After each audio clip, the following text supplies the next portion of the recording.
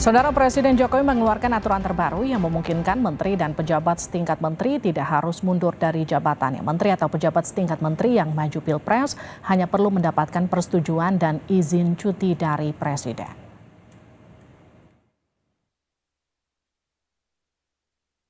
Presiden Jokowi mengeluarkan aturan terbaru mengenai aturan cuti bagi pejabat yang menjadi peserta pemilu 2024. Aturan tersebut tercantum dalam Peraturan Pemerintah Nomor 53 Tahun 2023 tentang perubahan atas Peraturan Pemerintah Nomor 32 Tahun 2018 tentang tata cara pengunduran diri dalam pencalonan anggota DPR, DPD, DPRD, Presiden dan Wakil Presiden, permintaan izin dalam pencalonan Presiden dan Wakil Presiden, serta cuti dalam pelaksanaan kampanye pemilihan umum. PP Nomor 53 Tahun 2023 itu ditekan Presiden Jokowi di Jakarta pada 21 November lalu. Dalam aturan baru ini, menteri atau pejabat setingkat menteri tidak perlu mundur ketika maju Pilpres dan harus mendapatkan persetujuan dan izin cuti dari Presiden. Sementara bagi ASN, TNI Polri, serta karyawan atau pejabat BUMN atau BUMD harus mengundurkan diri jika menjadi peserta pemilu. Itu pilihan individual dari masing-masing pejabat publik itu. Kalau beliau memutuskan untuk mundur, maka diberikan ruang untuk mundur. Tetapi kalau beliau masih tetap menjabat, berarti harus mengikuti aturan yang terkait dengan pengaturan kampanye yang sudah diatur koridornya di dalam undang-undang maupun dalam Perpres. Jadi mengatur berkaitan dengan menteri, pejabat kementerian non kementerian ya, pejabat pemerintahan non kementerian. Jadi detailnya nanti bisa sama-sama. Pakar Hukum Tata Negara menilai dalam Peraturan Pemerintah Nomor 53 Tahun 2023 telah terjadi kekeliruan. Hal ini dinilai lantaran dari PP tersebut menimbulkan diskriminasi khususnya dari dan oleh pejabat negara. Di sisi lain, ada keraguan soal kenetralan dari para menteri yang maju dalam kontestasi pemilu dan yang bersangkutan tidak mundur dari jabatannya. Secara undang-undangnya sendiri, saya melihat di tataran pasal untuk pencalonan calon legislatif dan pencalonan untuk presiden dan cawapres, menteri atau kepala daerah itu sudah terjadi pengaturan yang diskriminatif. Nah, sebenarnya dari aspek ketentuan undang-undang seperti ini tidak boleh terjadi. Dalam PP Nomor 32 Tahun 2018 Pasal 18, Ayat 1 berbunyi, pejabat negara yang dicalonkan oleh partai politik atau gabungan partai politik peserta pemilihan umum sebagai calon presiden atau calon wakil presiden harus mengundurkan diri dari jabatannya, kecuali presiden, wakil presiden, pimpinan dan anggota Majelis Permusyawaratan Rakyat, pimpinan dan anggota DPR, pimpinan dan anggota DPD, gubernur, wakil gubernur, bupati, wakil bupati, wali kota dan wakil wali kota. Sementara dalam aturan baru di PP Nomor 53 Tahun 2023 ditambahkan ayat 1A yang berbunyi, menteri dan pejabat setingkat menteri yang dicalonkan oleh partai politik atau gabungan partai politik peserta pemilihan umum sebagai calon presiden atau calon wakil presiden sebagaimana dimaksud pada ayat 1 harus mendapatkan persetujuan dan izin cuti dari presiden.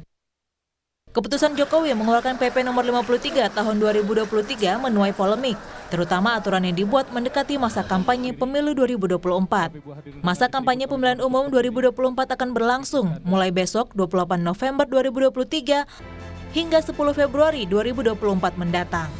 Tim Liputan Kompas TV. Benarkah aturan baru Jokowi soal aturan cuti kampanye ini keliru dan menguntungkan menteri yang ikut Pilpres? Kita bahas bersama tenaga ahli utama kantor staf Presiden, Theo Fransus Litai, juga ada Ferry Amsari, pakar hukum tata negara dari Universitas Andalas. Saya ke Pak Theo dulu. Pak Theo, jadi ini dinilai diskriminatif. Benarkah aturan baru Jokowi ini menguntungkan menteri yang kini maju Pilpres?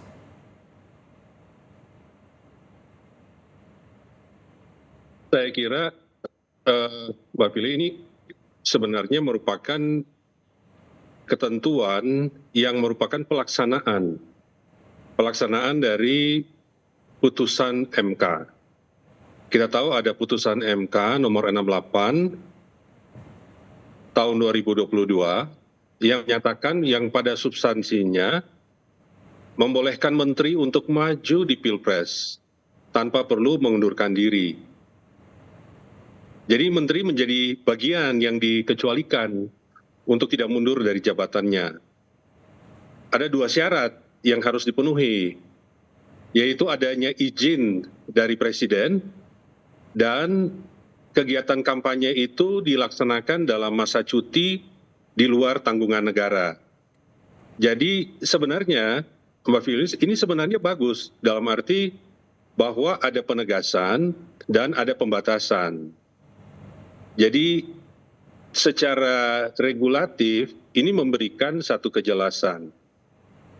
Oke, saya ke Pak Ferry. Pak Ferry, komentar Anda soal PP 53, Menteri nggak perlu mundur?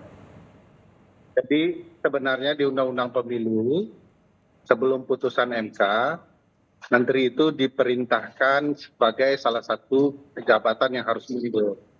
Tapi oleh MK itu dianggap tidak adil sehingga diperbolehkan menteri tetap menjabat sambil tetap maju. Logika hukum tata negaranya memang begitu sebenarnya Mbak Livi, karena hampir bisa tidak mungkin ya orang politik tapi tidak boleh maju, itu gimana ceritanya. Baik. Problematika substansialnya bukan di sana. Problematika yang paling penting adalah soal menggunakan program pemerintahan dan fasilitas negara untuk mendukung calon tertentu atau dirinya.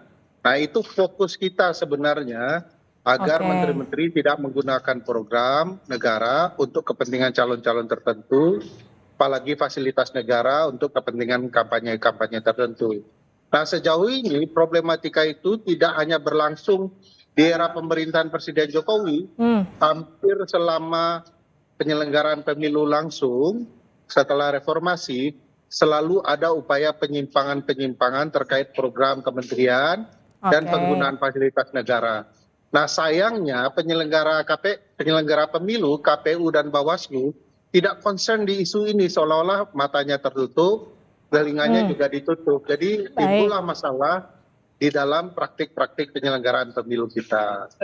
Tapi kalau kita bicara soal dasar hukum, besok kan sudah mulai kampanye. PP 53 ini baru keluar, sementara penetapan Capres-Cawapres itu sudah dimulai dari pertengahan November.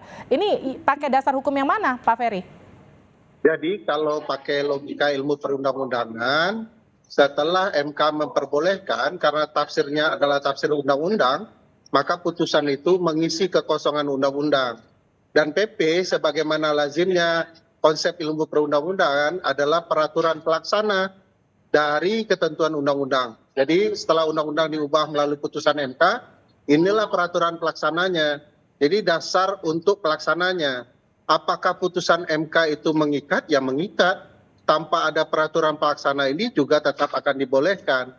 Tapi peraturan pelaksana ini menjadi aturan teknis agar kemudian menteri-menteri ketika melakukan kampanye, dia mempertimbangkan aturan-aturan teknis yang sudah digariskan di dalam PP ini. Misalnya ketika dia mau cuti atau mau kampanye, itu diatur sedemikian rupa agar tidak ada timbul kehilangan tanggung jawab atau kekosongan penyelenggaraan pemerintah. Jadi itu ya. Baik, saya ke Pak Teo. Pak Teo, soal tadi yang sempat disinggung Pak Ferry, soal rentannya kemudian penyalahgunaan fasilitas negara, terus kemudian penyalahgunaan wewenang yang kemudian mungkin saja bisa terjadi di pemilu kali ini. Bagaimana kemudian pemerintah mengatur ini?